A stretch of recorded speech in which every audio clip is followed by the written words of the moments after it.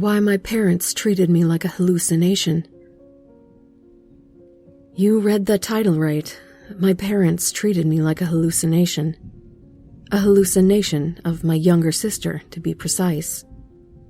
In fact, they never acknowledged me at all. You see, they didn't believe in indulging my sister and her hallucinations.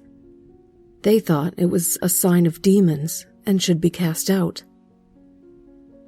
As we both grew older, my sister acknowledged me less and less. I can't blame her, though. All that gaslighting from our parents and the priests they took her to so that they could help her in her battle with demons must have been terrible for her. I got out when I was 17. I stole some money from my parents and walked right out the door. I guess you could say I moved out, though I never felt like the place I grew up in was my home. Please don't worry about me. I'm fine now, I think. I've gone to therapy. I've found supportive people to help me through the whole thing, and overall, my life is better now. But I'm not posting here to tell you about my childhood. I'm posting here to tell you about something much worse. Yesterday, as I was getting groceries, I saw my mother walking down the street. She looked casual, normal, almost as if she hadn't refused to give her daughters a normal childhood. I tried to keep my eyes off of her, but I couldn't. This was the woman that had ruined my childhood. I didn't know what I was meant to do. Ignore her? Flip her off? Scream at her? Punch her? She saw me. Demon! She ran up to me and shoved me away from her. I stumbled back and fell down. Demon! Go away! Out! Stop tormenting me! Stop! I didn't know what to say. I just quietly listened to her rambling and watched people try to get her away from me. At some point, I think I just shut everything out. Ma'am? The voice brought me back to reality. My mother had left. It was quiet. There was no more screaming. Ma'am, are you okay? I got up, my knees trembling. I realized that I was drenched in a cold sweat. My throat was dry. I had been crying, and I was about to start again. No. Before the person had a chance to answer, I ran. One of my bags had ripped open, but I didn't care. I let my groceries spill all over the sidewalk. I ran home, sank into the couch, and began to sob. Big, ugly sobs that made my throat hurt. It was like all of the work I had put into building a new life for myself had suddenly been undone, and I was just a helpless child again, wondering why Mommy wouldn't play with me. I felt strong arms wrap around me and stroke my hair, even though there was nobody behind me. Normally, I would have panicked, but today wasn't normal. I leaned into the touch. After all, if this invisible being had decided to comfort me, of all people, it had to mean something, right? You are our child. You will forget about them. You will come with us. The voice whispering in my ear was so soothing that I instantly relaxed. What? She birthed you, yet she has not been a mother. Come with us. You will be happy. Who are you? We are your true family. Will you come with us? I didn't even have to think about what I said next. I will. I know many of you will judge me for this response, and I honestly don't blame you. But I needed a family more than ever, and it seemed like they were the only family I could ever have, whoever they were. It started getting hard to keep my eyes open. I started feeling drowsy, like I had no energy left in me. "Go to sleep. We will explain everything." They didn't have to tell me twice. I fell fast asleep before I even realized it. I woke up in a room without any doors or windows, just white walls.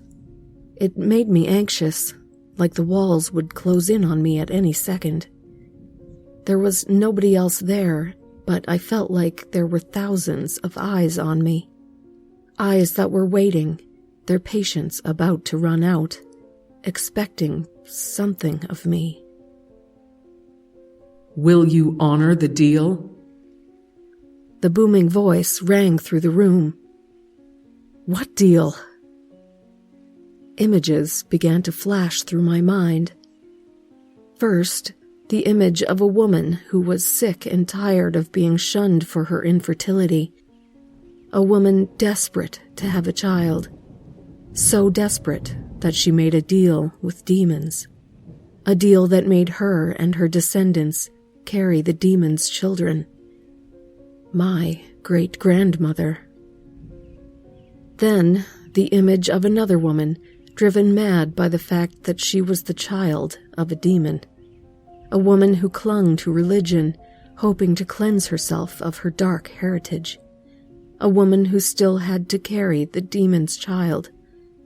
A woman who broke the cycle 5 years later by having her own child and heavily neglecting the demon's child.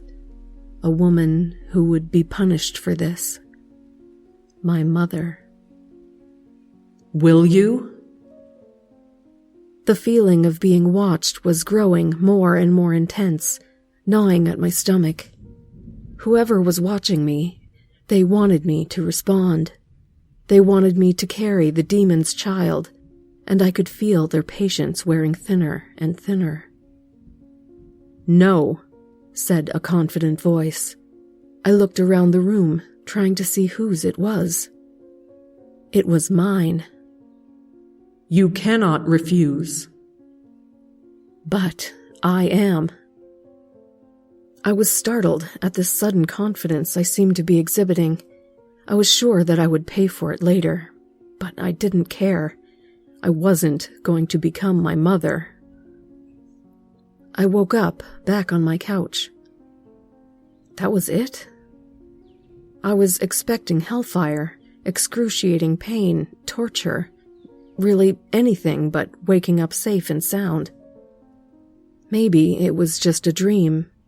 Maybe just something my broken, traumatized mind made up in order to explain all of the abuse. Then I screamed and crumbled to the ground in pain. The worst pain I have ever felt, like fire was spreading through my insides, tearing every inch of me apart. It got worse with every move I made. It's them. I know it's them. I don't know what else they'll do to persuade me, and frankly, I fear it. But I think I can endure it. No, I will endure it. Because the deal ends now.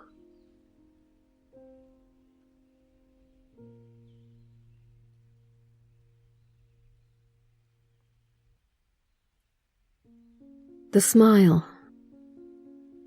I love to watch people. I know how it sounds, but let me explain. I love to take a simple glance at a stranger and invent their entire life story. That woman you queued behind at the supermarket? She's a single mother. Her 3 children, all under the age of 5, struggling to survive. Of course, I could be, and most likely am, completely wrong. She might be heading home to her spouse, or to an empty house, or even to no house at all. I have no idea. But I have instinct. I have this odd feeling that I'm right, each and every time. Deep down, I know that each observation I make is entirely true. and in my profession, it makes all the difference. Things have been slow recently. I've been slow. None of my stories seem quite right. That was until I saw her. She sat across from me on the metro, staring down at her phone. It was nothing out of the ordinary, but then she moved. She flipped her hair back, read something off of her phone, and smiled. It was brief. Only for a second did that grin cross her face, but I saw it, and it made all the difference. My mind began to spin, running through every single possibility I could conjure up. Maybe a family member was having a baby? Maybe she was having a baby? Or maybe it was something simple, an "I love you" from the one she cares about, perhaps. Or maybe, just maybe, it was something sick, something twisted, the passing of a loved one, a friend in danger. Maybe she smiled so briefly because she knew it was coming. But this thought exited my mind as quickly as it had appeared. What were the chances of this woman being a sociopath? Highly unlikely. Of course, it was something mundane, like a turning cog in my head. I waited for my brain to land on an explanation, and then it came. Her loved one was far away, much too far away to keep a stable relationship, but they had. And the smile? The reasoning was simple. I was almost dismayed at how long it took me to work it out. Her lover was coming back to her. Whether they were taking the next flight or had only just booked, I had no idea. But that was her story. Do you see? Do you see now why I love this so much? I can ignore my boring life and think about all the adventures that other people have. I began to imagine the reunion. Maybe they would embrace. Maybe she would drop whatever she was holding and run towards them like in a movie. Or maybe she would simply smile like she had just then. I didn't know. I can't tell the future, just the present. I sighed, my shoulders falling, a small, brief smile gracing my face, just like hers. For the remainder of the ride, I stayed deep in thought about this girl and her mystery lover. That was until the train came to a grinding halt at the station. I knew it wasn't my stop, so I started to close my eyes, leaning back more in my chair. But she stood. She stood up, brushing the dust from her lap, and beginning to make her way towards the platform. I told myself it didn't matter, that I didn't care about this stranger. But I did. I cared more about her and her story than anything in my life. I had to know. So I stood. I brushed the dust from my lap, and I followed her onto the platform, and all the way home. I had no idea where I was, but I didn't even care. My mind was clouded by excitement at anticipation for seeing how this story continued. She paused outside one of the homes, most likely hers, and turned. She looked one way down the street, and then the other, and then down at her watch. What was she waiting for? Or who was she waiting for? My heart began to pound. It was almost ironic. I thought I must have been more excited than her. We waited there for almost an hour. Nobody came. I was angry, disappointed. In fact, scratch that, I was furious. How could they have left me hanging like this? Left on the edge of my seat, barely even breathing. And they had disappointed me. Of course they had. They always did. But she looked worse. She had crumpled down onto the concrete, head in her knees, sobbing. It was muffled from across the street, but I could tell she was weeping. She lifted her head up for a moment, the same way she had lifted her head on the train. and I saw the tears lining her face like a periwinkle glitter. Before I could even tell what I was doing, I took a step into the street, and another, and before I knew it, I was sprinting towards this poor, poor girl. She didn't know me, of course, but she needed the comfort. She needed my comfort, and she was going to get it. I realized how close I was standing to her, towering over her crumpled figure like some kind of twisted humanoid lighthouse. She didn't even lift her head. Rude, I thought, but she was sad. I couldn't blame her. I knelt down, my knees rough against the concrete pavement. Should I speak? I tried. I opened my mouth, my throat dry and lips chapped, but no sound came from my decaying mouth. Not even a hoarse groan. Nothing. So instead, I raised my skeletal hand to her shoulder. I'm so sorry this had to happen to you, I thought in my head. No one deserves this. And as my hand fell towards her shoulder, it never hit. It phased right through her, like always. My piteous smile turned into a grimace. My other hand swung up, down through her back and into the concrete. I tried to grab her face, to lift up her beautiful head, to wipe away the tears, but all I felt was air. My love, I'm sorry, I tried to scream. I didn't mean to leave you here alone. I tried to come, I did, I swear. I just never made it. It wasn't my fault, but it also isn't yours. You could never do anything wrong, my love, my love, my love. I shut my eyes tight, praying, wishing, begging I could embrace her once more, pleading with the universe to allow me to explain myself.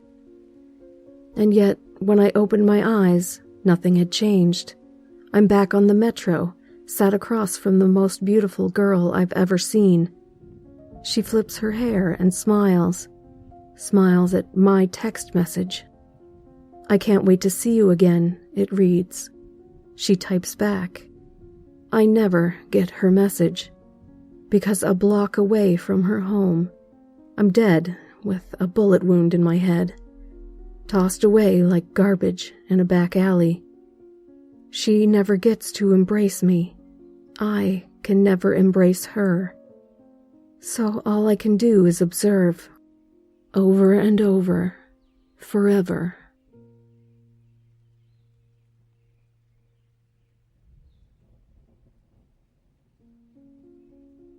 The 9 p.m. Clock-In by Elizabeth Napier. Dot was new to the night shift. She was very much a day person, all sunshine and blonde curls, and dresses that hit just the right part of her knees so that the fabric flounced perfectly. She drank lavender tea and read poetry, and was rather sure that without the sunlight on her skin every morning, she would shrivel up and die. But that was probably rather dramatic. The 10-minute break between the day and night shift was like a dam between precision and insanity. Though Dot was never one for precision, soft-edged and gentle-smiled as she was, it would still forever be her choice over the madness-inducing stillness and echoes of the 9 p.m. clock-in. Dot had so far been able to avoid it. And yet, here she was. The harsh fluorescent lighting that tore through the petrol station did nothing for her dress but wash out the pastel colors to insipid tones. A depressing start to what would undoubtedly be a depressing night, Dot was sure. Craig, the greasy supervisor whose sweat stains and shiny forehead made him look rather like he'd been rolling around in the spilled petrol that puddled on the concrete outside, had been the one to show her what he liked to call the ins and outs. Dot had never really talked to him before this point and wasn't sure what he thought was so different in the logistics between the two times of day. Daylight, sure, and a will to live, maybe, but apart from those two things that the night shift severely lacked, it couldn't have possibly been that different. "Don't leave the counter," he said, a waft of cigarette-smelling breath coming Dot's way. "Customers come in. You still don't leave the counter. They ask for help. You—" "Still don't leave the counter?" she guessed, eyebrow raised. "Nothing gets past you," Craig rolled his eyes particularly emphatically. "You know how to work the till?" She had been working here for 3 years. "Yes," Dot squeaked out instead. "Right, I'm off then." The so-called off that Craig hobbled away to was an office on the other side of the room, Dot found out. She was pretty sure she could hear the droning buzz of a football commentator coming from somewhere within. She could probably report him for that. She just grabbed a Mars bar off the shelf instead. Compensation and all that. Well, Dot thought, as she moved behind the counter of doom, at least I get a chair. When the chair in question appeared to be suspiciously warm, though, she decided that perhaps her positivity had been rather premature. Dot's positivity always seemed to be rather premature. She was halfway through her Mars bar and a Vimto from the fridge when a customer came in. Over the aforementioned 3 years, as painfully ponderous as they were, Dot had created a careful little Venn diagram in her head of each and every category of customer. There were the daytime drunks, all grabby hands and slurred words despite the time of day, or the monotone mothers, usually with a child or two hanging on their arm. There were condescending Collins and patronizing Pauls, who talked to her as if she hadn't, indeed, worked there for 37.5 months and counting. There were other categories, too. The holiday hordes, the petrifying preteens, the maddeningly chatty children, the belligerent boomers, the serotonin-deficient students, etc., etc., etc. A carefully compiled cerebral compendium of Dot's petrol station past. The customer who walked in, however, couldn't be jammed into any of her satisfyingly alliterative categories. Dot could smell him from here. Was that meat? The stench of it was stronger than anything she had ever smelt before, which was quite concerning when you grew up with 5 older brothers who couldn't tell the difference between hygiene and infrequent wipeovers with a slightly damp flannel. The smell shot up her nose, tingling each hair until they practically buzzed, and with the quietest sniff she could muster, she realized what the smell actually was. Rotting meat. Oh. Dot stopped mid-chew. Well, perhaps he was a butcher. He did seem to be finding the station's pathetic selection of processed meats quite interesting, eyeing them up with his small eyes as if they didn't look like slices of pink rubber. He was a tall man, Dot noticed, skinny and yet broad-shouldered, pale and washed out, yet somehow striking in the light. Where it had washed Dot's dress out, he was vibrant with it, perhaps even sparkling. She couldn't quite see his face properly, though, her subtle glances over only glimpsing so much of him. It took the rest of a Mars bar and the last dregs of her Vimto to realize that he had been staring at the meat for nearly 5 minutes. "Can I help you, sir?" she decided to ask. The man snapped his head in her direction. Oh, were his eyes black? Right, okay. Dot wasn't one to judge. "Excuse me," the man spoke. He was rather posh, actually, contrasting startlingly with his shaggy hair and holey clothes. Each of the 3 syllables was laced with a private school education and hunted pheasants, sprinkled with the leftovers of Mummy and Daddy's inheritance. It's just that you've been staring for quite a while, Dot near stuttered, pulled in by those inky eyes against her will. I thought you might need assistance. Oh. The man's mouth stretched into a toothy smile. A sharp-toothed, toothy smile? That's very kind. I was wondering if you perhaps sell black pudding? Black pudding. Right, okay. Dot would try her very best not to judge. This is a petrol station, sir. Inky eyes blinked in confusion. No, we don't sell black pudding, Dot clarified, finally drawing her eyes away. Shame, he spoke. Perhaps iron supplements? Iron supplements? Tablets, pills, little brown chunks that you swallow to stop you from being anemic. Now she was starting to think this man was really just a patronizing Paul. This is a petrol station, sir, she pointed out once again. The man gave a hopeful look. A petrol station that sells iron supplements? No. Oh. Precisely. And well, patronizing Paul 2.0 didn't really seem to appreciate that. Sorry, Dot tacked on. His face flattened out once more. Well, in that case, what would you recommend? He gestured to the fridge of meats. Having been a vegetarian for the last decade, Dot just gave a reluctant look. I'm not really sure, sir. For a split second, the man's eyes flicked down to her neck. Dot brushed it off, taking a sip of her drink, now a Red Bull. Care to help me choose? I'm not really supposed to... Perhaps you'll even get a tip, the man added, black eyes somehow glistening. A tip? Did petrol station workers usually get tips? Dot certainly didn't. And she did want to rent that new Ryan Reynolds movie. £5 for a sodding movie, honestly.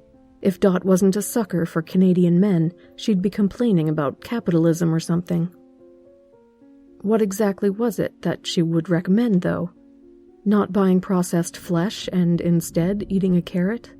He didn't look like the carrot type. Dot held a mouthful of Red Bull on her tongue, waiting for a decision to strike her. She wasn't one for breaking rules. Don't leave the counter, she repeated in her mind in Craig's crackly, tobacco-stained voice. But she glanced to Craig's office. The football still blared. She was actually sure she could hear him snoring. Dot swallowed the Red Bull. The fluorescent lights flickered. The man eyed his meats. Dot shrugged. Ryan Reynolds was worth it. Dot left the counter.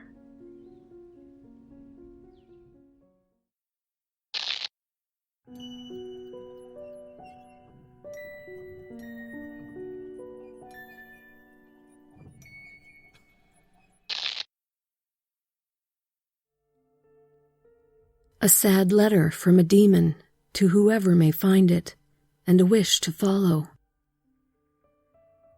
One morning after mowing the lawn, I found a strange crimson velvet envelope between the cracks in the ground. Surrounded by an eerie pink-reddish glow, it was mesmerizing to look at.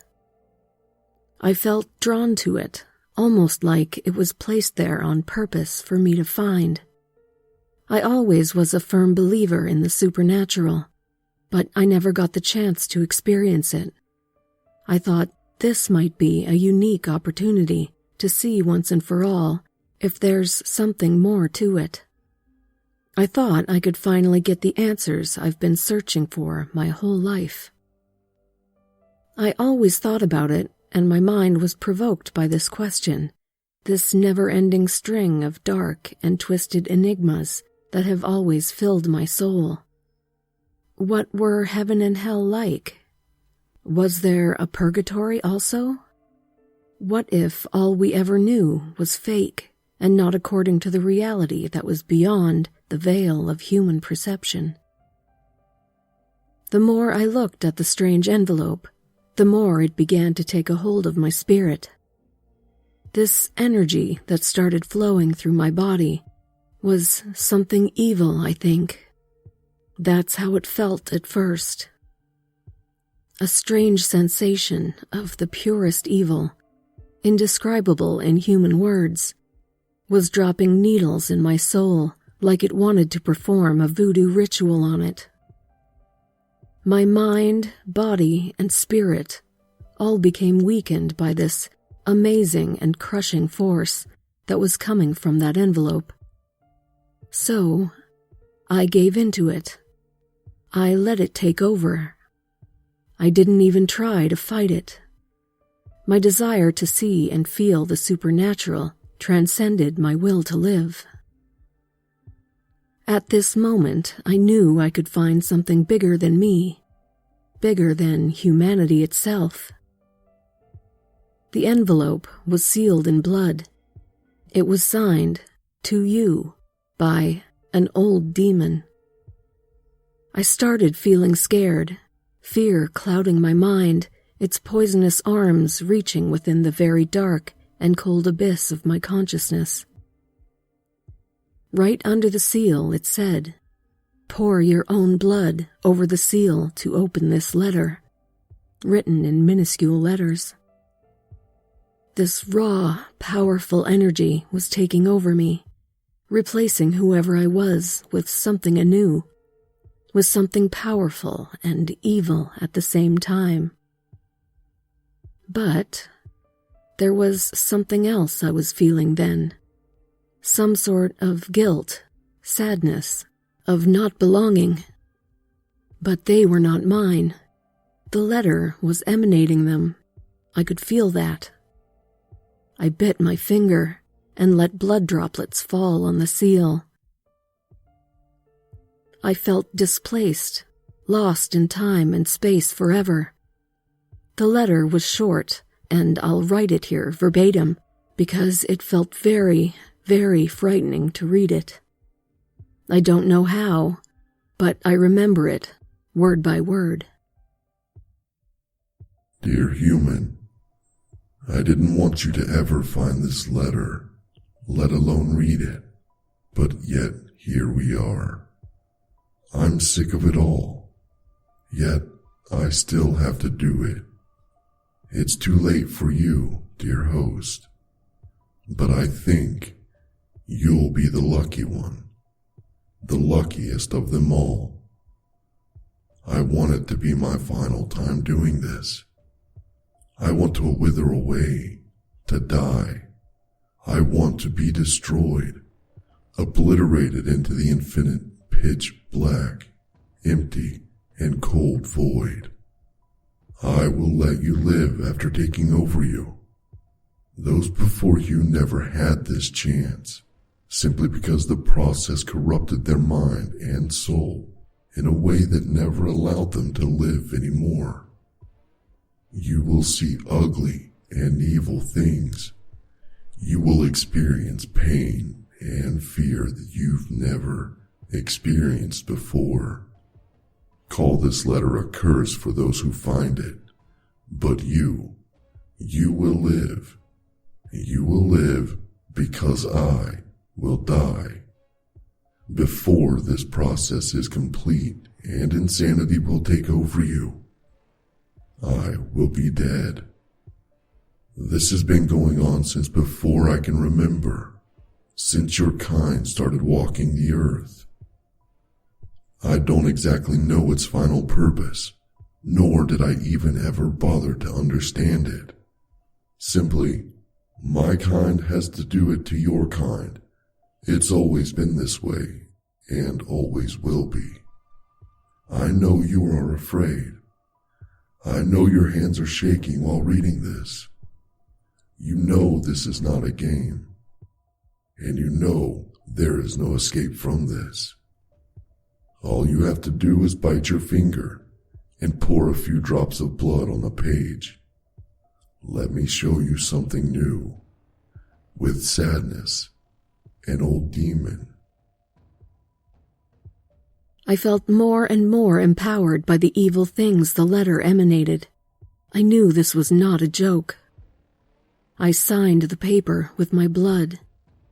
It caught fire, its pinkish flames slowly engulfing me. I screamed in pain, but not because I was burning. It was a pain coming from the fact that I was being slowly taken to another plane bit by bit. I faded to black in a way. I was still aware, though, and when I opened my eyes a bit, a large glass tube was all that I saw.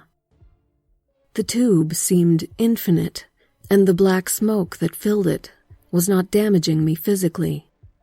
But when that cleared, I saw twisted faces of evil beings, their shiny teeth bleeding acid spit on the glass tube. They were everywhere. Their sharp claws were scratching at the surface, trying to break in and feed. I could see the hunger in their eyes, hatred fueling whatever they held inside their minds and bodies. The deformities howled and screeched, a ravenous desire to eat me. That was my last memory of being inside the tube. Right after seeing those horrifying creatures, I passed out completely. I don't know how much time I spent inside that tube. Time seemingly wasn't a thing inside it. It was just endless, infinite, darkness all around me. Coming back to my senses, I found myself in a small room. Although it was dimly lit by a flickering yellow light bulb, it was very dark. Right in front of me, there was a chair. It was wrapped in the exact same red velvet that the envelope was made of. Please, sit down. The baritonal voice said, making the room tremble as if the eons that passed suddenly had a voice. A voice expressing all kinds of existential terrors and horrors that its owner had witnessed with the passing of this strange, man-invented construct, time. I felt fear licking my brain, and its awful embrace kept me in place, rendering me unable to move. The fear that built up inside me was life-threatening. I knew that in the medical sense of things, a person could be scared to death. My opinion was that it wouldn't take me long to get there. Whatever was in that room with me, whatever presence loomed in the thick, damp and heavy air, made me fear for my life. The room started shaking, and I sat down on the chair. The voice told me to close my eyes. Red flashes started running before them, even though everyone can only see darkness when they close their eyes. I heard a door opening, then closing shut. There wasn't any door when I first came here. Yet again, I was absolutely positive that the natural laws, the ones we guided our lives after, did not work here. More so, this wasn't anything natural. Open your eyes. The same voice once again told me. A wave of shock and horror pierced through my heart. It split my soul into halves, never to be repaired again. My mind shattered into thousands of small shards. I was no longer me. Fear took its throne inside my body. The war raged on between what I thought before and what stood in front of me now. A fiend-like shadow, its eyes burning a bright red hue, fixated on me. It was impossible to look at, yet here I was. The monstrosity stood before me as if it knew me from childhood hours, even from before I was born. The smoky shadow let out a sigh, then a sad smile revealed its shiny teeth. The way its, or maybe I should say his, face contorted into something that revealed a dark, endless and timeless sadness hit me so hard. The first thing that came to mind, the way I could picture the sadness that I was seeing, was a barren wasteland with dark clouds in the sky. Just that. Endless clouds being carried away by a worn-out, weary wind above the wastelands of the fiend's former self. Don't be scared, child. I will not hurt you. I hope. The demon fiend said. I stood aghast, static buzzing through my skull. I always wanted to experience things like this, but not in a way where fear would invade my whole body like a leech from hell. You will be the last one for me. The last human I will possess before I end myself. I can't take it anymore. I choose you because you always wanted to see something that pertains to the supernatural. The demon said, its baritonal voice sounding like 1,000 metallic hums and clicks overlapping each other. I just want to talk to you a little bit before we do this. I nodded. Shivers ran down my spine, and everything I thought I knew before was obliterated by this new experience. This place is called the Hollow. It is an antechamber to hell. You heard that door opening and closing, yes? What lies on the other side will make you lose your mind, and it's not even hell itself behind it. He sighed, a deep, dark sadness escaping his mouth. I nodded. The fear that was reigning supreme inside me didn't let me speak yet. The Hollow was a place where all soon-to-be possessed people go. There, they could sit face to face with the demon that would take over their body. Some of them would tell secrets and forbidden knowledge. Others would say nothing at all. They could show you other worlds, or just mock, hurt, and eventually possess you like you were nothing. I think the common thing for all people who have been inside this room was fear. A deep, unending, seething fear. I need you to help carry me to a place where I will kill myself. There we will find a pool where I will drown because I am tired. The demon said. I finally got my voice back. I was fearful, but yet again, this is not how I wanted to find out about the existence of the supernatural. I didn't want my first experience with it to be me being a vessel for a suicidal demon. The Hollow started to tremble, and the demon told me we need to hurry. The process will be painful, and fear would probably leave eternal marks and scars on my mind. Are you ready, child? The demon asked me. I nodded, tears filling my eyes. He crashed into my chest like a rifle had just been emptied inside of me. The pain was an eternal flame of hate, a superior being that transcended everything I knew before. The fiend spread itself across my whole body and took over me. Soon he dictated all my actions and movements. My train of thought wasn't my own anymore. I became a prisoner. The purple door appeared in front of me. I let out a scream inside my own mind, only for it to be swallowed whole by the demon's voice. I will shield you from the insanity. You will be all right. Let's go to the pool. he finally said. The door opened, and a black, long corridor was revealed. It was similar, in a way, to the tube in which my travel here was done. Men and women were plastered all over its walls. The demon told me that his higher-ups sometimes got off on gluing sinners on the walls, especially murderers, rapists, and pedophiles. Their never-ending screams would echo into the eternity to which they had been condemned. Cries for help and screams of anguish filled the corridor. The absence of light was not a problem for me.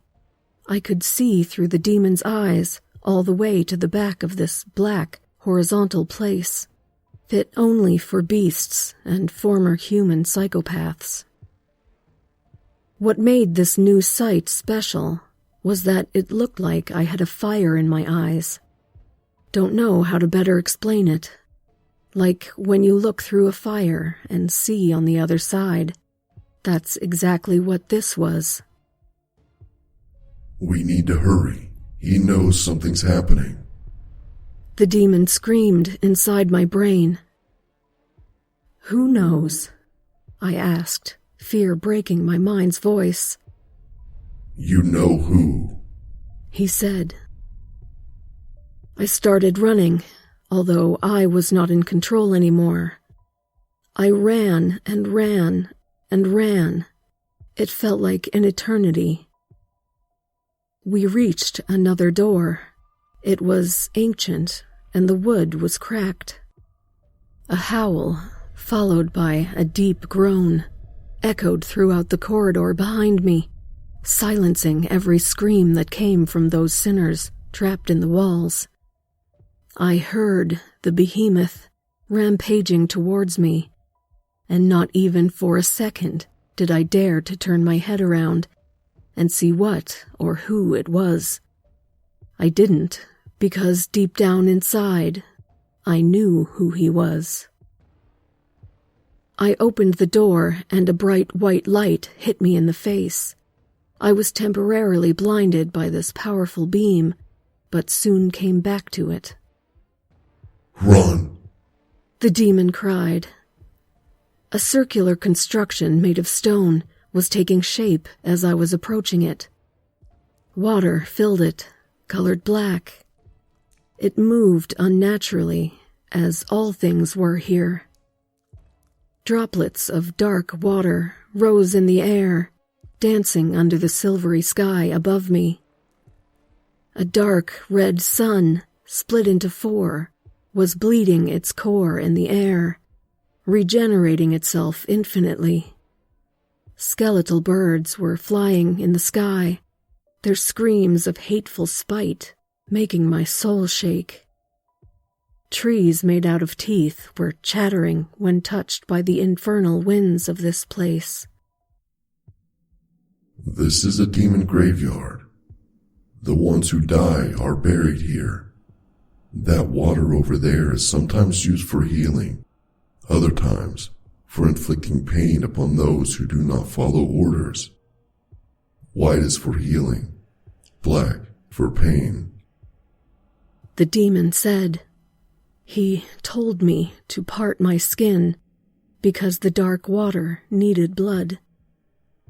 The crimson liquid was caught, almost like it was eaten by the floating dark water droplets. Then they collapsed into the pool, hitting it like a giant rock was dropped from the hell's heavens. A sort of maelstrom was formed, and I looked inside it but saw no end. It looked like a bottomless pit. I saw only dead bodies, grotesque skeletons, and horns filling the void, floating around in the endless space like discarded carcasses of evil. We need to jump. You'll be back to your world safe. I want this to be my grave, my eternal home. He sighed, right before I leapt. I felt him leave my body, almost like something from the void pulled him out from me. He was floating, still alive. "Thank you for your help," he said, his final words carrying feelings of relief and regret. Two long arms extended from the blackness and kept him in place. They ripped him into two, an explosion of bright light filling the void for a second. It blinded me, and I fainted.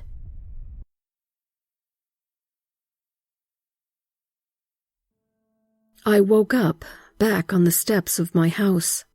A ringing sound filled my head, and I could still hear the screams of those plastered people from the dark corridor.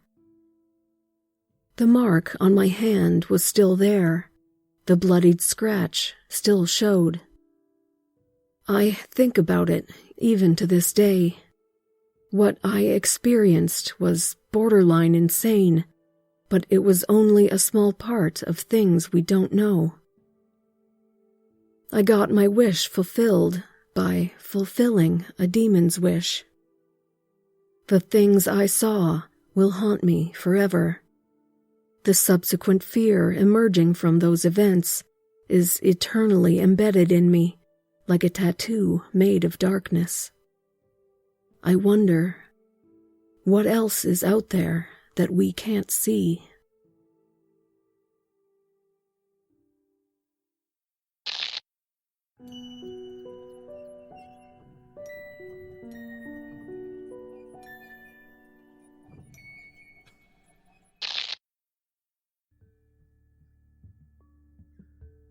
Survivor. Hello, you, I think as I watch her, silently observing the expression on her face.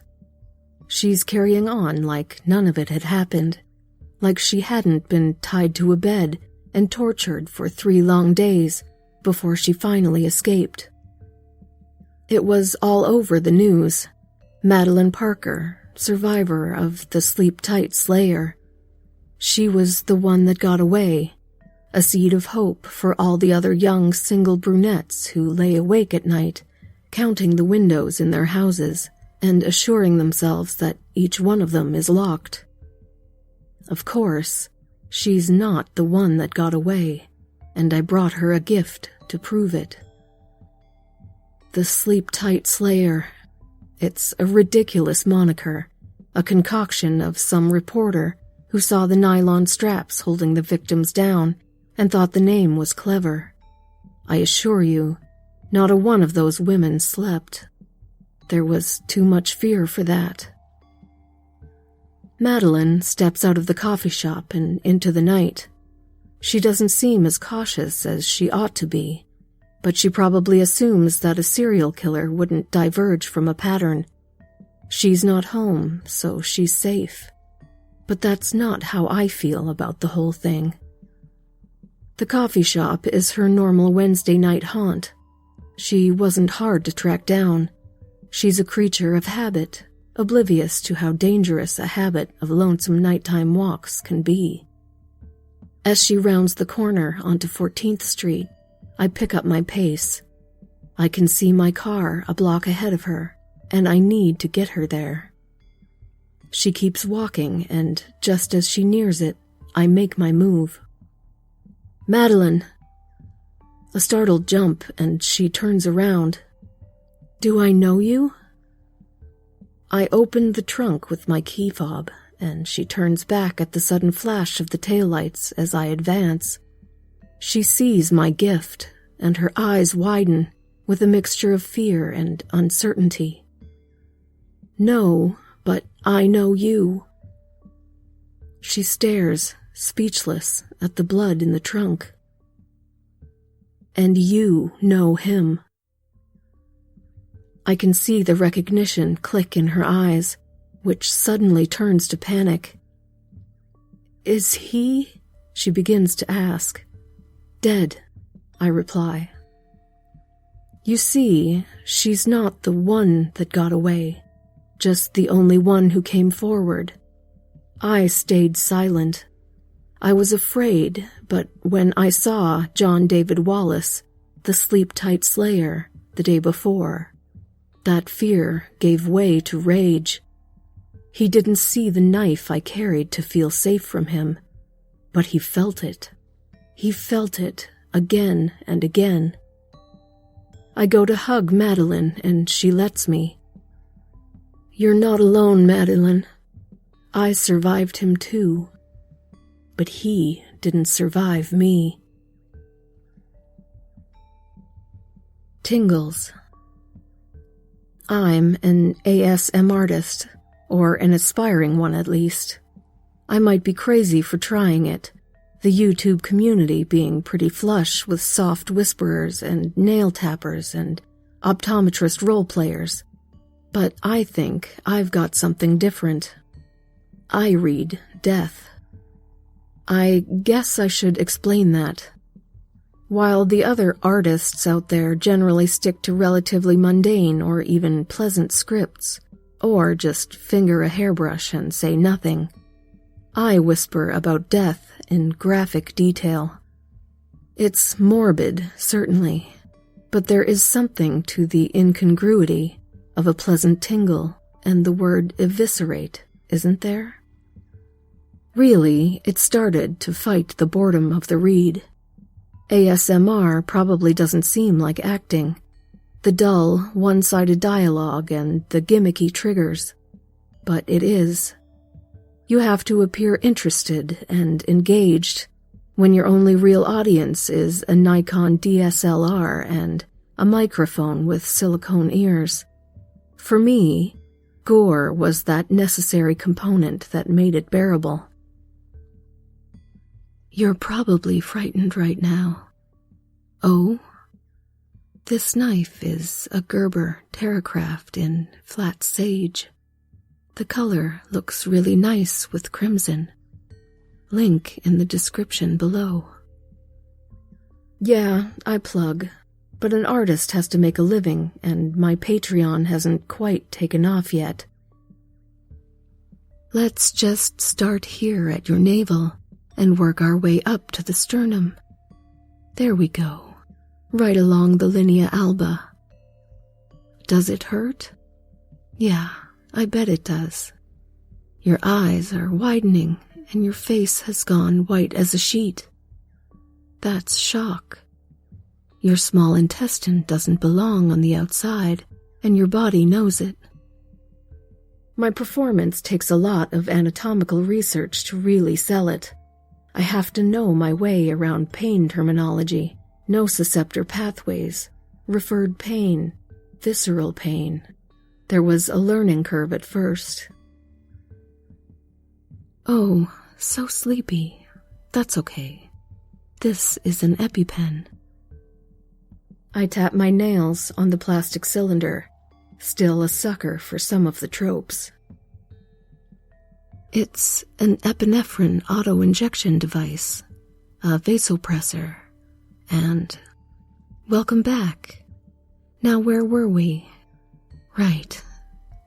Did you know you have to excise a lot of connective tissue to actually strangle someone with their own intestines?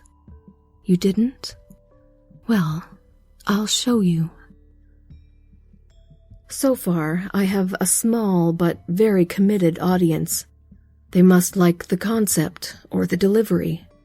Maybe they just like my Foley work, the squish of innards or an off-camera scream, muffled by a wad of gauze and 2 feet of duct tape. It seems so real. What's that? Please? Oh, please stop. No. For those who subscribe to my Patreon, well, they know my secrets. Jeremy was a rapist, and for a top-tier subscription, 2 of his victims get a behind-the-scenes look at my production. It may be messy, but sometimes the sound alone isn't what they need to get the tingles. It's the personal attention and the knowledge that when the video is over, the only thing they'll hear behind them on the walk home is silence. Hate. I have a tattoo of a swastika on my chest. A big one, like Ed Norton's in American History X. I was so proud the day the ink set. Not proud like white pride, but proud to be a part of something bigger than myself. I was 16 when I got it, but my dad called it a birthmark, the heraldry of pure Aryan blood, of family. When I was 4 or so, my mom was killed in a home invasion. She was beaten and left as a crumpled, half-naked, bloody mess on the living room floor. My dad took Polaroids of her body when he found her. You know who did this. Remember, Dylan, it wasn't a man, it was an animal. Vermin. This is their nature. Yours is to exterminate. Those photos hardened me. My dad's words stuck with me. He was absolutely right. I grew up smart, cunning. My hate simmered rather than boiling over in a flurry of Sieg Heils and hasty violence. My mother's photos taught me that a slow bleed kills just as effectively as a severed artery. Melanie can't see my tattoos. She doesn't know. I can see one of hers, Nefertiti behind her left ear. I met her at a community action meeting hosted by Deshaun Brooks, a black mayoral candidate. We talked, I charmed, she laughed. We had coffee after, and she told me she was mixed. My dad would have called her white mother a race traitor. 3 months and 4 meetings later, and we're in my car, driving. Babe, where are we going? Babe, I'll remember that when the blood begins to flow. Just stay here, I'll be right back. A few minutes later, and I walked back to my car. My fists are bruised, and my shirt is bloody. She sees it immediately. I see fear. Babe, what? I sigh, a knot in my stomach untightening. I made this city safer. Deshaun Brooks had said that he wanted change. My dad, on the other hand, was steadfast. He was violent. He beat me as a kid, and he beat his girlfriends. But Kylie and Jessica had been victims of burglaries just like my mom. Their deaths seeded hate, and I tended the bloody crop, until I met Melanie. She showed me my dad's vermin, and I saw people. And she taught me things like the vast majority of white women are killed by white men like my dad, and the vast majority of white men are killed by white men too, men like me. As my dad gurgled blood, I told him about Melanie, and he called me a race traitor. Better that than a traitor to the human race. In spite of his rhetoric, he never made me into an exterminator, but with his violent hands, he sculpted his executioner. Melanie didn't stay with me after she saw what I did, what I was, but her words did, her love did. Now I hate a little less. Subsidence of solitude. Daddy was digging a basement when Mommy died. Excavating is the word. He wanted a place for himself where he could run away from me. Now, I wasn't a bother to him. I was small and quiet as could be. He wanted to run away because he didn't want me, because he thought I would eventually rob him of his ease. Daddy excavated the side of the hill that runs from the back of our house up to the front. He built a buttress of pine beams. He rented equipment. He cleared the earth away by day and drank the toil away by night. He did it all alone.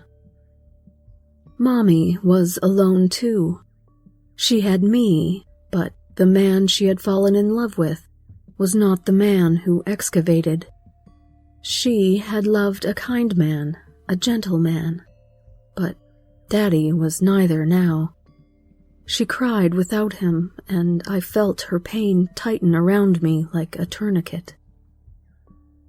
My first memory of Mommy's face was one of fear and confusion. I remembered her lullabies before then, her sweet voice, her touch. But in that first memory, her face was flush, teary, veins bulging in her neck below as her anger boiled. Daddy had hit her. He was drunk, his hands black with soil.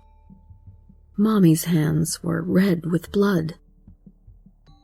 The day Mommy died, I heard her arguing with Daddy in the hollow underneath the house. I heard her scream, and then I heard nothing. A week passed before I heard her again, singing sweetly from below. Daddy had buried her in the basement, his lost cause, a tomb for the love that was hers. He returned to the house upstairs, alone. But in the quiet, I cried to remind him of what he'd done. Daddy had hit Mommy in the belly, my home, before her bloody hands and teary eyes shaped an indelible image in my mind. I lingered in the upstairs hall after the day I died. I hadn't even been born yet, but I knew Mommy so well. I tugged at her skirt as she passed through the hall. She'd stop and slump and cry, and I'd stay beside her so she wasn't alone. Now she was 2 floors below, and as Daddy passed and ranted and plugged his ears to my cries, he knew he wasn't alone either. Eventually, he returned to his excavation, and Mommy stopped singing sweetly. I smelled Daddy's whiskey in the walls, but heard nothing. Then I heard a scream. Daddy saw Mommy. Daddy tried to run away, but he tugged at a pine beam as he passed.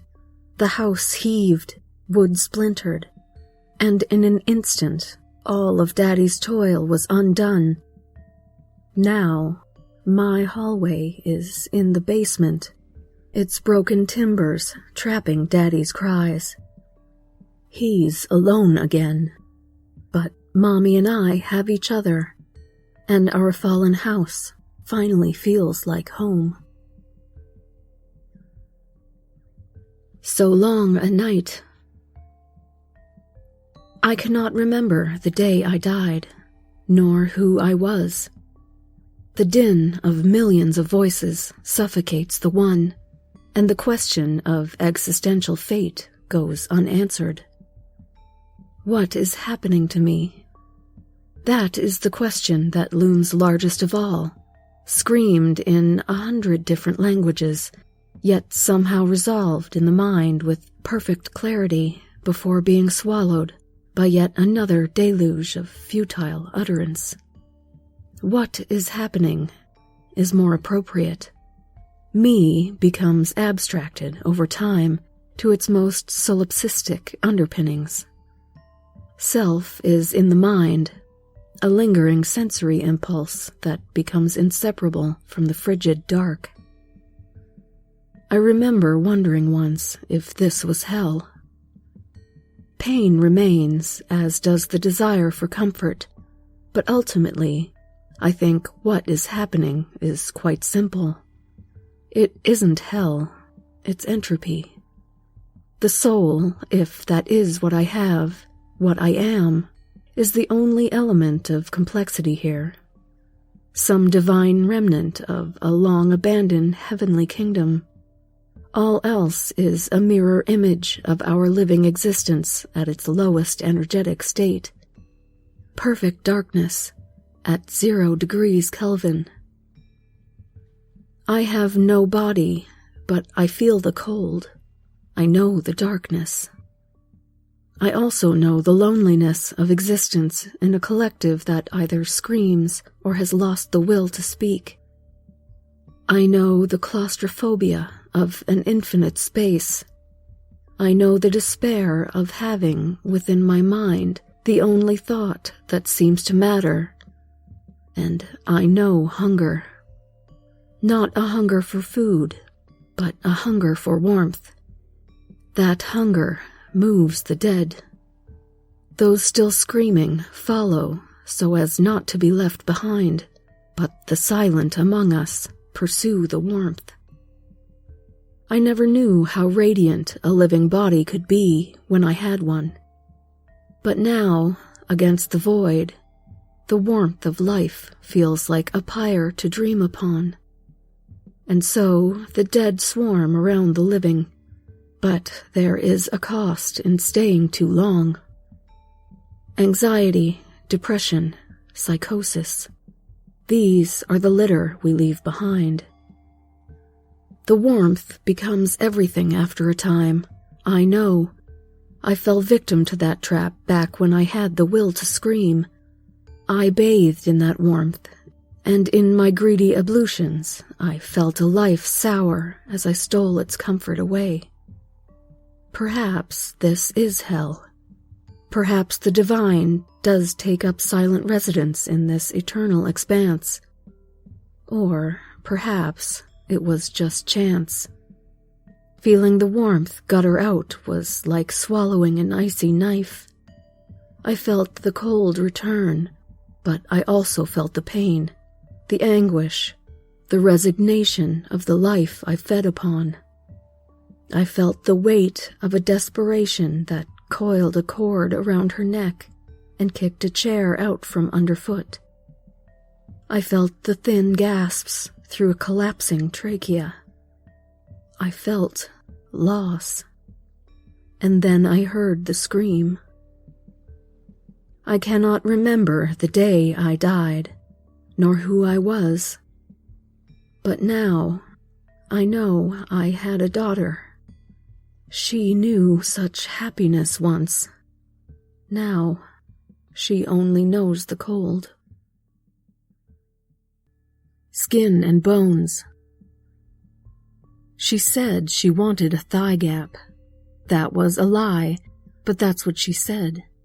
It seemed like an ordinary enough desire. I mean, we all strive for a body different from our own to some degree. But Jenna was never the kind of girl anyone would call heavy. She wasn't even curvy. Size 4, I'd guess, what a lot of girls would call slender. But she wanted to be skinny. Thigh gap without the natural blessing of wide hips to make it easier. I remember visiting her in the spring at her apartment for a girls' night in. She was drinking vodka and soda, and kept saying how, even with her abandonment of wine, she'd still have to go jog off the alcohol. Her roommate, Annalise, wasn't helpful. If anything, she was encouraging of the rabbit diet.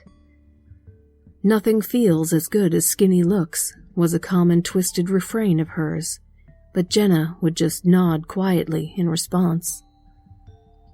The weird thing was that none of the dieting or exercise seemed to bring her any joy. If anything, it lent her a strangely beleaguered look. The anorexia conversation was a hard one to broach when summer came around. By then, the only ribs Jenna hid were under her shoulder blades. She had her thigh gap and an emaciated figure to match, but she insisted that she was fine, that it was all temporary. "It's just that Annalise is so skinny. You wouldn't understand," she told me. "It would have been easier if you were my roommate, but—" She stopped and she wept, and my heart broke for my friend. We almost had been roommates. Fate intervened, but in that moment, I wish it hadn't. It was during my attempted intervention that I noticed the calendar. The month of June was marked with descending numbers from 36 to 7, one for each day, a countdown. As she left for a moment, I flipped to July, 6-2, and an X on July 6th. When July 6th came, I called her. No answer. After the third call, I decided to drop by. The door was unlocked. I don't know what I expected when I entered, but it wasn't a nearly skeletal Jenna surrounded by delivery bags, gorging on tacos and burgers and noodles in an exasperated frenzy. Jenna? She finally acknowledged my presence as I spoke, but I noticed tears streaking her sunken cheeks. I was skinnier than her, skinny enough, she garbled through an overflowing mouth. Her? I hadn't registered the pile on the floor, my mind dismissing it as styrofoam or plastic packaging. But no, bones. Dozens of them scattered amidst a wide, darkened stain on the carpet. They looked human, each one stripped to a hard white sheen. Jenna, where's Annalise? She didn't meet my eye. It comes for me, searching, following, hungry, but I always know the day. Jenna, what? It only feeds once. I needed to be its second best meal. Annalise was so skinny, she grinned despondently, but not skinny enough. Pretty astral rot. I read somewhere that all of us are made of star stuff, vagrant particles sloughed off of some celestial corpse and gathered by gravity. We should all be the same then, right? I mean, in the grand scheme? Well, I was born different. Ugly is what the kids say. The adults say special, unique, in a way, they'd never finish that one with a straight face. I can't blame them, really. My face isn't very straight, after all. The lie would feel like mockery, and I'd just as soon not. My face droops on one side, flesh thrown over bone like a wet shirt or one of Dolly's clocks. I have a mirror in my room. I know what everyone sees. But they must know I know. Their cruelty burns. It's unnecessary, mean, but it's a candle against my own judgmental sun. Star stuff. I thought about that as I looked at one, a star, hanging alone in the evening sky. It might have been Venus, but I wished on it all the same. Wish I may, wish I might. That whole thing. I felt different, so I wished to be more like them. And when that star winked its quiet acknowledgement, I felt pretty for the first time in my life. The next few days went by quickly. I went to school, to the grocery store, to the movies. I tried to smile and watched the reactions. Jaws dropped. Blood oozed from slick lesions. Puzzled people scratched their heads and pulled back clumps of clinging hair. They stared with eyes like shucked oysters. And you know what? I felt fucking pretty. Now I don't hear ugly anymore. I don't hear innuendo. I hear the staticky cackle of my inner radiance on a Geiger counter I snatched up from a pawn shop. Feeling down but looking up, I had wished to be more like them. Not the people. They were terrible. The stars. But really, in the grand scheme, it's kind of all the same, isn't it? We're all star stuff. Just cosmic maggots in the pretty astral rot. Trash bag queen. Princess Anne Wiley was a former pageant queen with a face like a chewed dumpling. She was ugly when she won the pageants, too. Yeah, that's right. Pageants. Plural. I never did understand that. And I know what you're thinking. Maybe she was talented, in her beauty and all that. But that's a meander down a long road to nope. Back in '98, her talent was eating 3 hot dogs, one with relish, one with mustard, and one with ketchup. She got all 3 of those condiments on her sequined unitard, and as a din of whispers crept through the audience, the judges gave her a standing ovation. One of them even wept. She wasn't nice either. Temperament like a spring squall. She'd just sit there, boring as a burlap sack, and then something would set her off. She'd erupt into these wild outbursts, screaming and huffing. Our town's trash-baggy little darling. Can't say I was surprised to see her stopped by a trooper on the side of the road on my morning commute.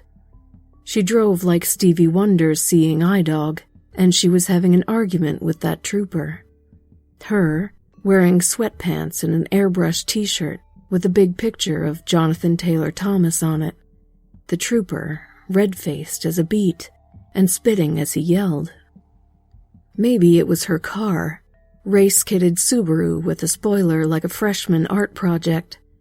She had a Harley Quinn skin on it too, with the words "bad bitch" across the door. That wrinkled some noses. Maybe it wrinkled the troopers. Anyway, I watched her gesturing with this ice cream cone in her hand. She was throwing pink spatter like Jackson Pollock. A few drops hit the trooper. He pulled off his sunglasses, shouted, and then she threw the ice cream on the ground. Splat. That little flourish drew my attention for a moment. Sad little waffle traffic cone. Only, next, the trooper starts screaming, not yelling, shrieking and holding his head. Princess Anne frowned. Then, poof, the trooper was gone. Princess Anne picked up that cone and bit it, and I stared at her with newfound terror. She had disappeared that cop. I knew she had. I couldn't believe it, but I knew it. 2 months later, it came out that the missing trooper, Arlo Stanstead, had pulled over a number of college girls who had disappeared too. They found chains in his basement, videos, and a bevy of foul implements. Blood. He was a bad man. I think Princess Anne knew it. Thing is, there were other disappearances in our town. People spoke of transients and Irish goodbyes. People spoke of new jobs in distant cities. What people didn't speak about was the folks that disappeared. Princess Anne is ugly. She's mean. But in our town, she stands alone in that regard. I wonder now if she is the way she is, because she consumes the nastiness that we don't want around us. In her beauty, in all its ugly depths. Our savior, our trash bag queen.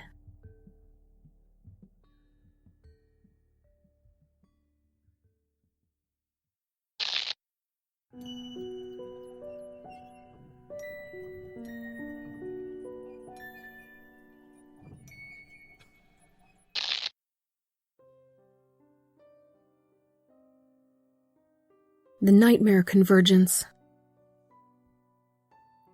Nathan Davis stood alone at the corner of Acorn and Lake Streets, looking up at the building that loomed over the block around it.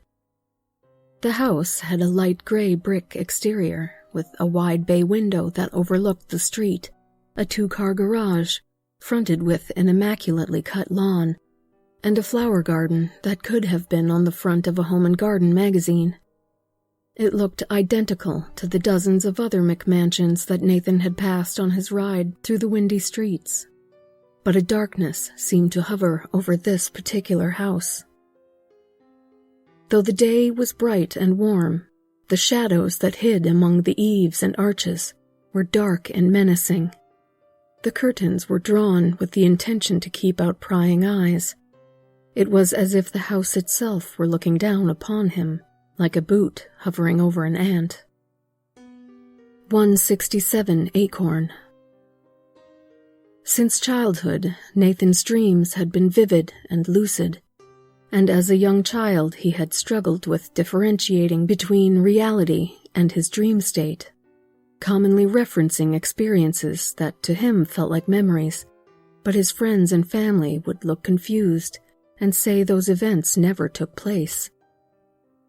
The older he became, the more his two realities became intermixed, eventually forcing his parents to send him to undergo dozens of tests and analyses to determine what could be wrong with him and how to fix his fractured mind.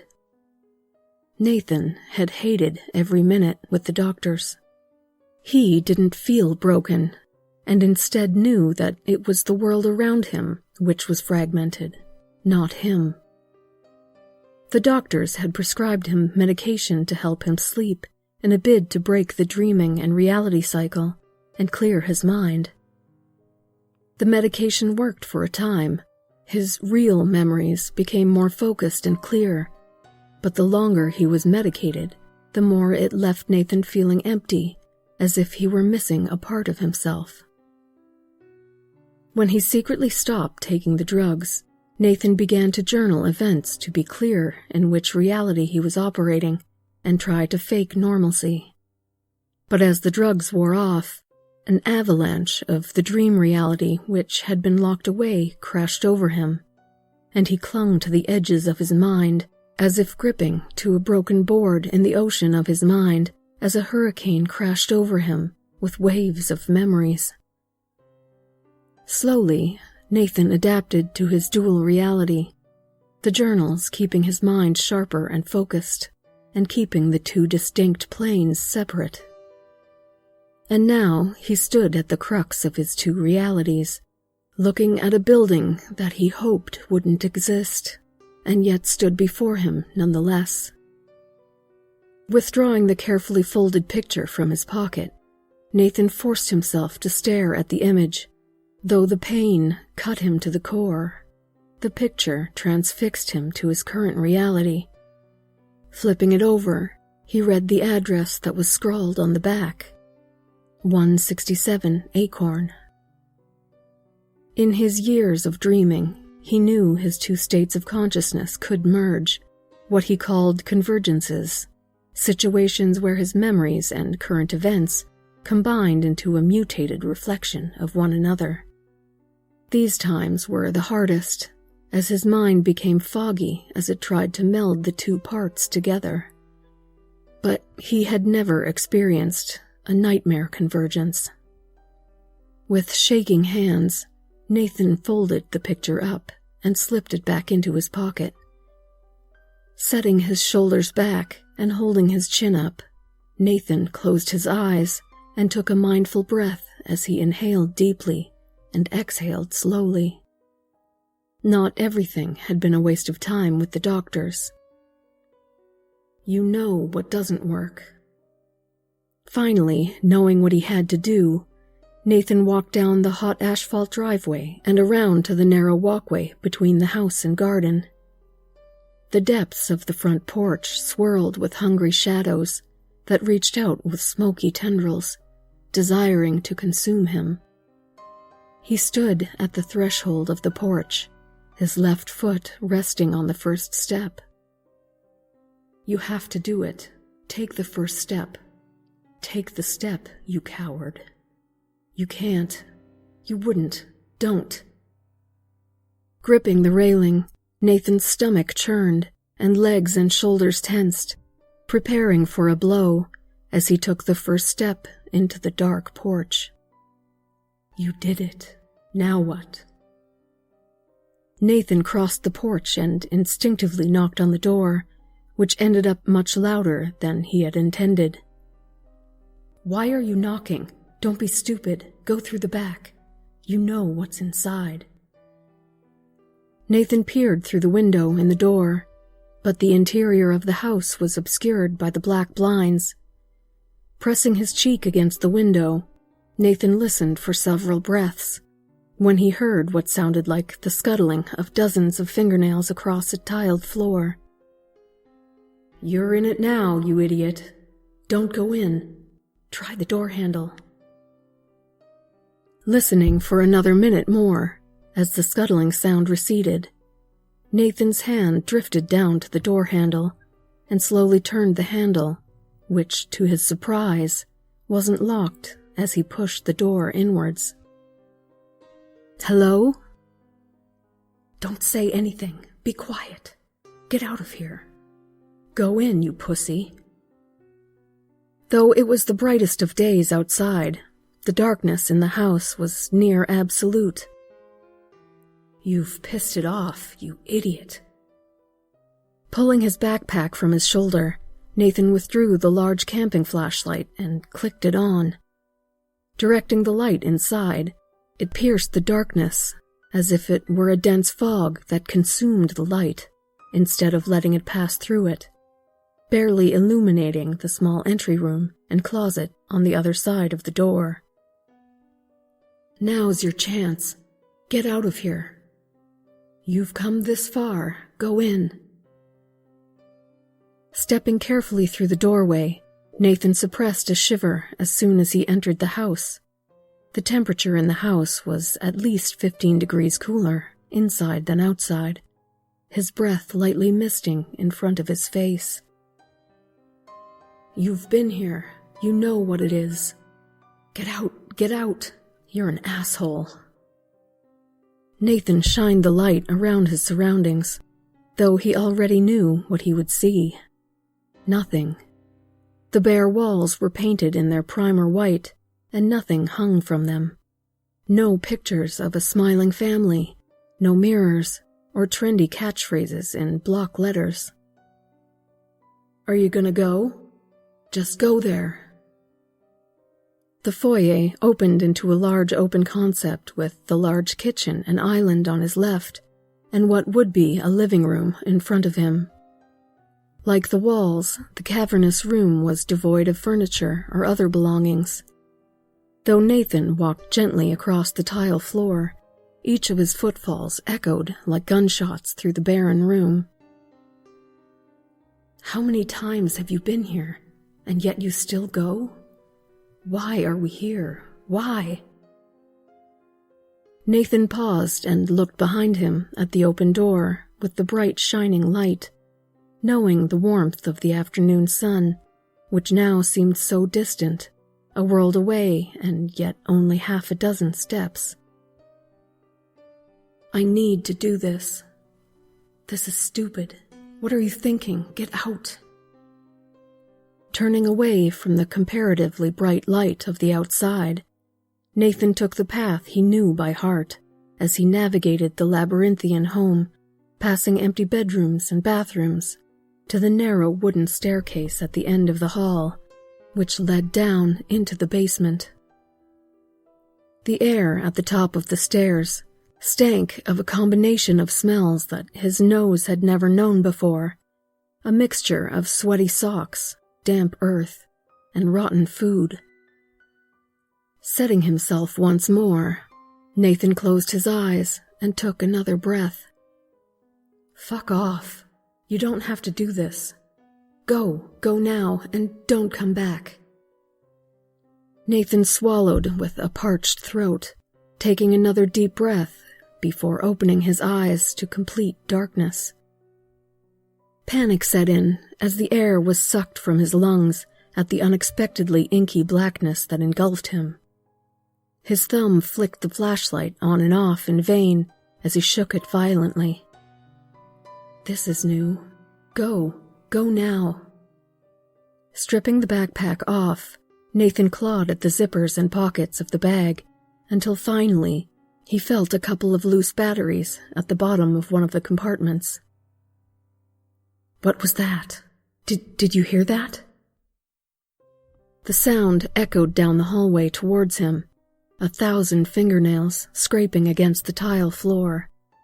A tingling crept up his back, and his shoulders tightened defensively as he thrashed about himself in the darkness, the batteries clattering to the floor.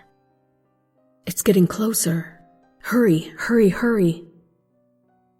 Nathan knelt on the cold floor and with blind, quivering hands felt out around him as the scraping and clawing grew closer. Finally, his fingers found the batteries, and he quickly uncapped the flashlight and deposited the batteries into the handle before clicking the light back on, illuminating the narrow hallway around him. Shining the light down the stairs, Nathan clutched his backpack and scampered through the doorway to the stairwell, slamming it shut and locking it behind him, just as something crashed into the other side with a loud bang. Whatever was on the other side began to scratch and scrape at the door which divided them, as Nathan hoisted the backpack over his shoulders and hastily descended into the basement. The odor was somehow worse in the pits of the basement, adding a layer of burnt ashes and rotting decay. "Find a way out. You can still get out. Keep going. Don't back down now, you coward." The basement was where the dream reality diverged into an open-ended number of outcomes. Reaching into his pocket, Nathan pulled the picture from his pocket again and shined the light on it. The picture was colored in black wax on lined paper of a young girl cowering in a corner, obviously terrified.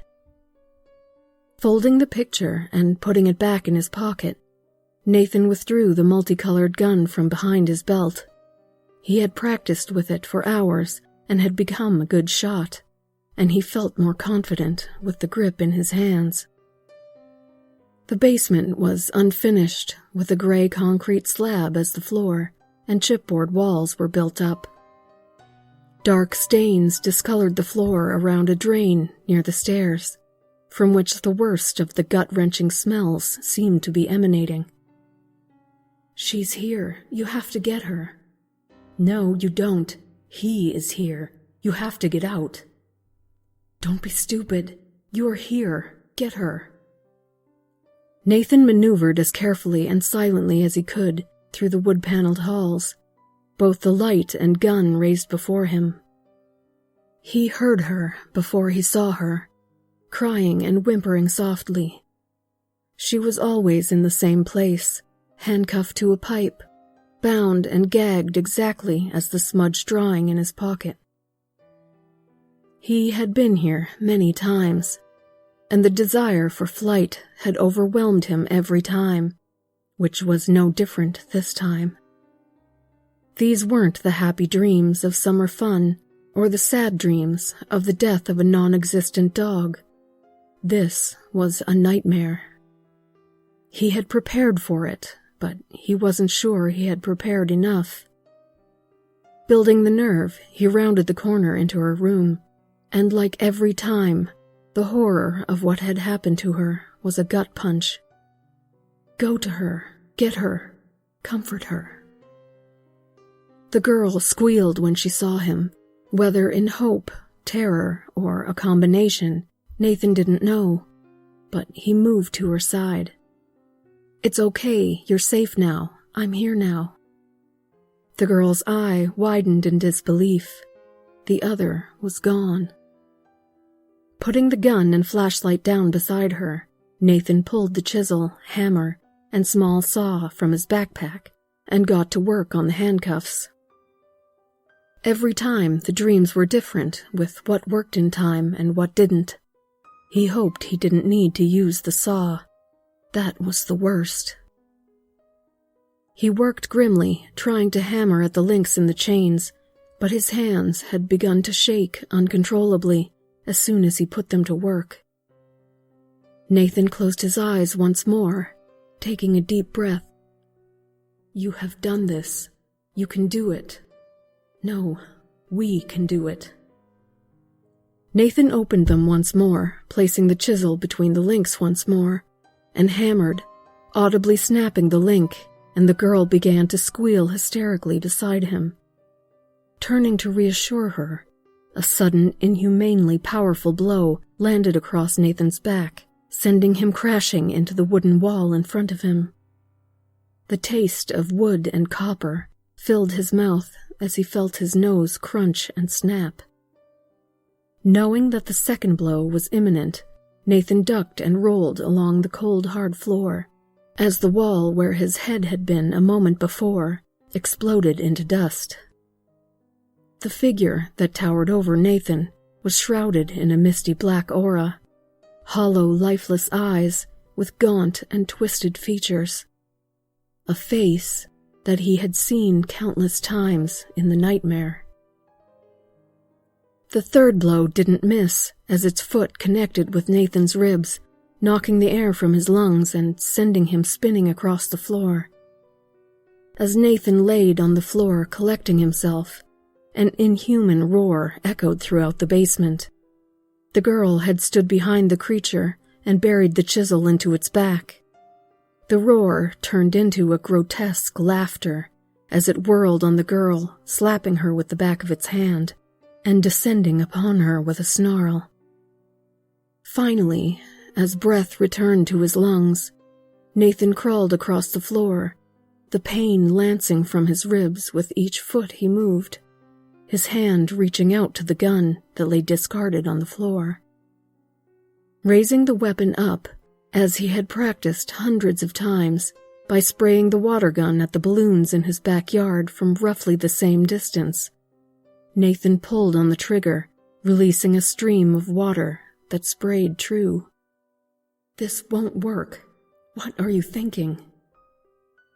He had bought the holy water off the internet with his parents' credit card. He didn't know if it would work, or if it was holy water, but it was the best he could hope for. The scream that reverberated through the chamber cut to Nathan's core as he clutched his chest, feeling like his insides were splitting apart. When the pain eased, Nathan saw that the creature was gone, and he crawled to the girl who lay deathly still on the floor. "She's dead. She can't be dead." Nathan reached her side and saw her chest rising slowly.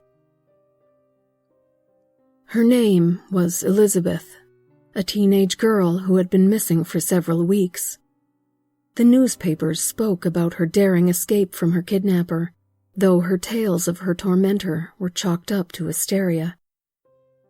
Nathan had pleaded for her not to tell of his involvement, and hadn't given her his name, instead taking solace in the fact that this nightmare could be over for him, and her. They hadn't seen the creature again that day, but now it knew about Nathan, and he was sure he would see it again, because his dreams told him so.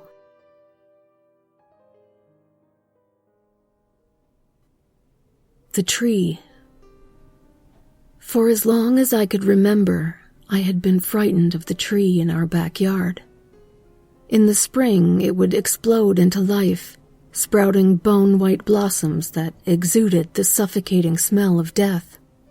In summer, its full branches seemed as if they were looming over the entire yard, leaving me with the feeling of being trapped or caged. In the fall, it shrouded itself in leaves the color of blood. They would rain down to the ground and leave behind a lingering carpet of decay. In the winter, it would tap, tap, tap its bony fingers on the side of the house. I would watch from my bed underneath the window as it cast shadows like skeletal hands that always seemed to be reaching for me. Then, one early spring, a storm rolled through. I watched the swaying branches and the horrible tree as I lay frightened in my bed. I closed my eyes and I wished with all my heart that it would just disappear. I saw the flash of blinding light through my eyelids. I felt the concussive boom a moment later, and I knew I didn't have to be afraid anymore. I stood where the tree had been the next day.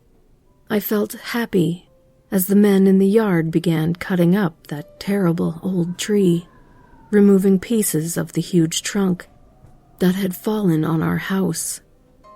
And I watched with a little sadness as my mother stood in the doorway of what had once been my bedroom, weeping. Beneath the quaking aspen. He buried her in the forest before the leaves of the quaking aspen turned golden. No one noticed the tamped-down soil, or the way the wild grasses died back all around her, or even the circle of whimsy-brown mushrooms that erupted soon after. And when autumn came and the leaves changed, the trembling giant whose roots she fed turned scarlet instead. "I am here," she called. "Please find me." But after the first frost, the leaves turned rusty and were then indistinguishable from the rest. No one noticed her, buried in the forest beneath the quaking aspen. Snow falls, blanketing her in a cold white solitude, with only her thoughts for company, and she wonders, does her family know she isn't coming home? Or do they maybe think she's just run away from it all? Does anyone suspect foul play? Or has he, once again, convinced everyone of his harmless temper? We argued, but I loved her. I never would have done anything to hurt her. Then why did she, the other woman, drive her car in neutral into the lake? She wonders what he'll say about her. We argued, but I loved her. She said she would leave me 100 times, and I guess she finally did. She wonders if anyone ever found the unused airplane tickets in the back of her underwear drawer, rolled up in a sock with the wad of 20s she'd been collecting for months. Did he find them? Is that why? Is that why she's rotting away in the earth now?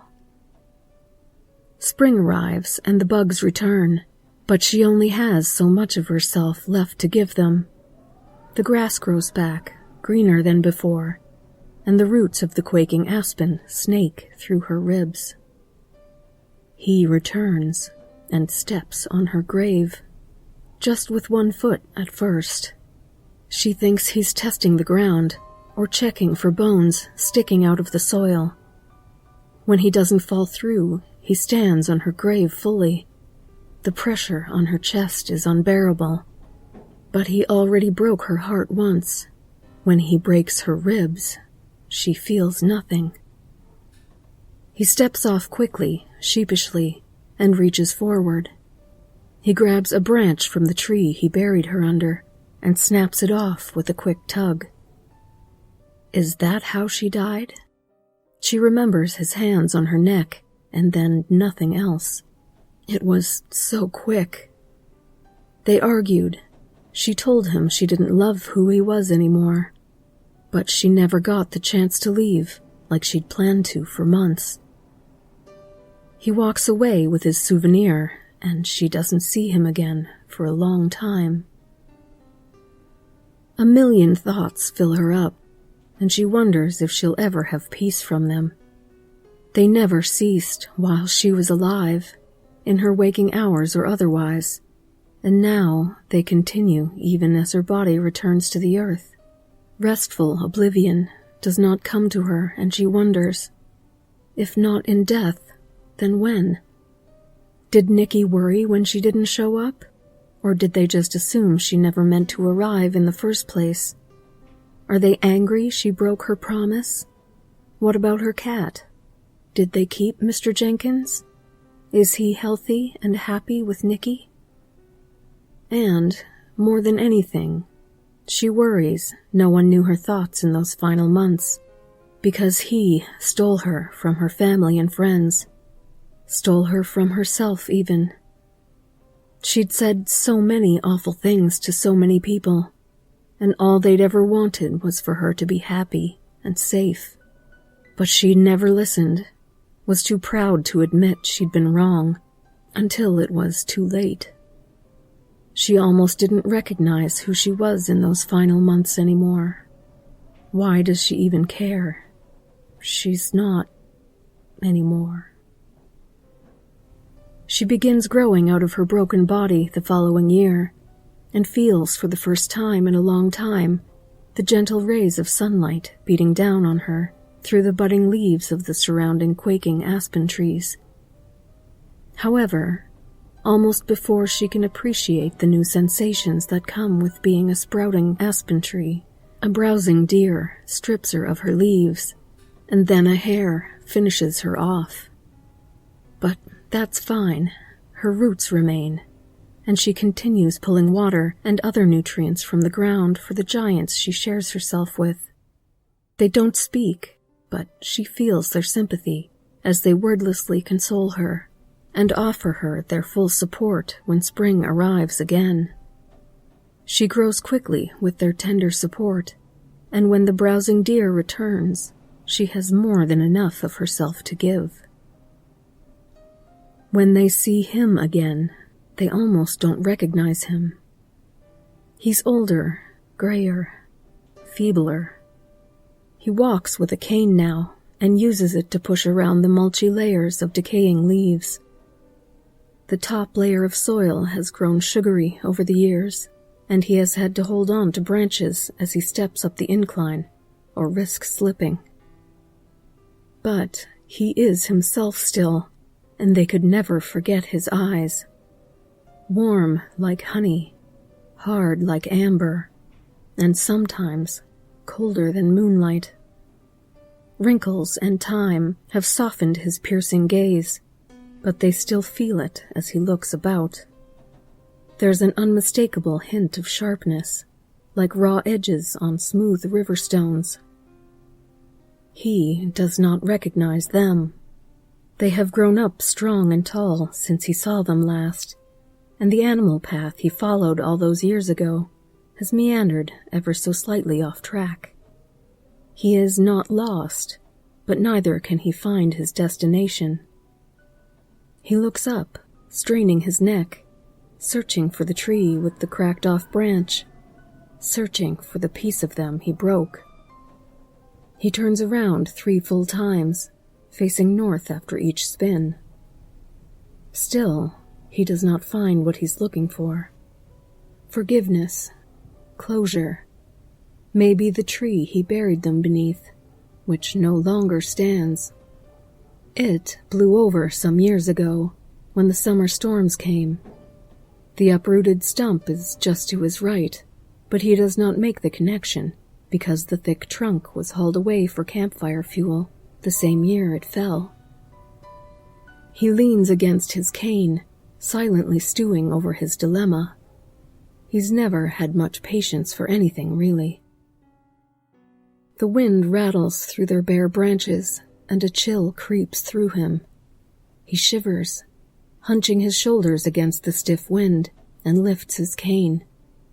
He turns right, shuffling through the frost-laden leaves, and unknowingly walks over their grave.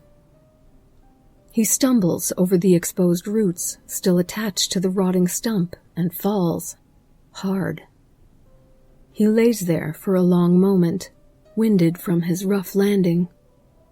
When he recovers enough to move, his shifting is accompanied by a low groan.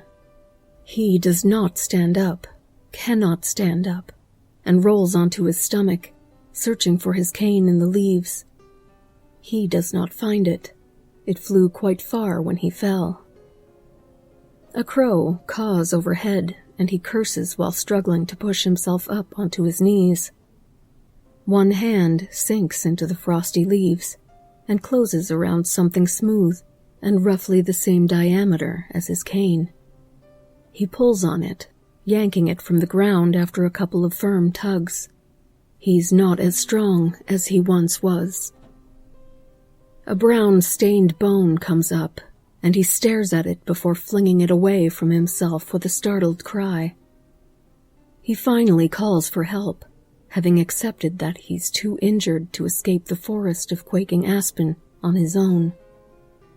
"Help!" he screams. "Please, someone!" But no one hears him, and each shout is more desperate than the last, until he's screaming himself hoarse, sobbing between breaths. If a tree falls in the forest and no one is around to hear it, does it make a sound? The answer has never been more obvious to them than it is now. No one noticed him, fallen in the forest beneath the quaking aspen.